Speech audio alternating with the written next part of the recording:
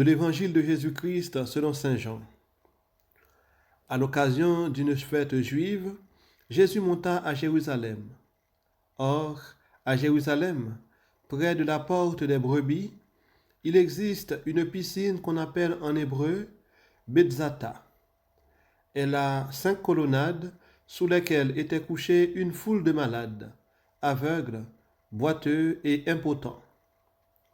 Il y avait là un homme qui était malade depuis 38 ans.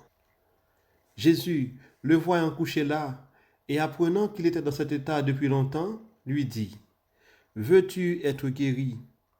Le malade lui répondit, « Seigneur, je n'ai personne pour me plonger dans la piscine au moment où l'eau bouillonne.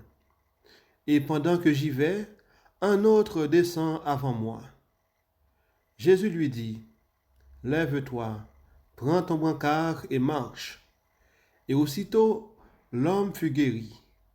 Il prit son brancard, il marchait. Or, ce jour-là était un jour de sabbat. Les Juifs dirent donc à cet homme que Jésus avait remis sur pied, « C'est le sabbat. Il ne t'est pas permis de porter ton brancard. » Il leur répliqua, « Celui qui m'a guéri, c'est lui qui m'a dit, « Prends ton brancard et marche. » Ils l'interrogèrent, « Qui est l'homme qui t'a dit, « Prends ton brancard et marche » Mais celui qui avait été rétabli ne savait pas qui c'était. En effet, Jésus s'était éloigné, car il y avait foule à cet endroit. Plus tard, Jésus le retrouve dans le temple et lui dit, « Te voilà guéri, ne pêche plus. Il pourrait arriver quelque chose de pire. » L'homme partit annoncer aux Juifs que c'était Jésus qui l'avait guéri. Et ceux-ci persécutaient Jésus parce qu'il avait fait cela le jour du sabbat.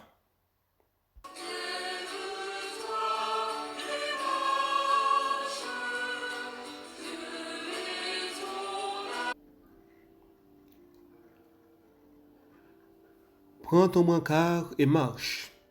C'est la parole de Jésus à un homme qui était malade depuis 38 ans. Il n'était pas le seul, car l'Évangile nous dit qu'une foule de malades, aveugles, boiteux et impotents, tous étaient couchés, sans doute en attente de leur guérison. Ils étaient là, attendant chacun son tour pour se faire plonger dans la piscine de Betzata en espérant d'être à nouveau debout, de retrouver la santé. Mais au cœur de cette foule de malades, Jésus va poser son regard sur une personne en particulier. Il va s'adresser à lui par une question. « Veux-tu être guéri ?» On pourrait dire que cette question n'aurait pas besoin d'être posée, puisque quelqu'un qui est malade souhaite toujours être guéri. Mais Jésus questionne sa liberté. Il ne suffit pas de penser à être guéri, il ne suffit pas de vouloir être guéri, il faut aussi l'exprimer. Il faut que nos désirs se manifestent dans un acte libre. Dieu ne veut pas agir en dehors de notre liberté. Il faut que nous donnions notre consentement.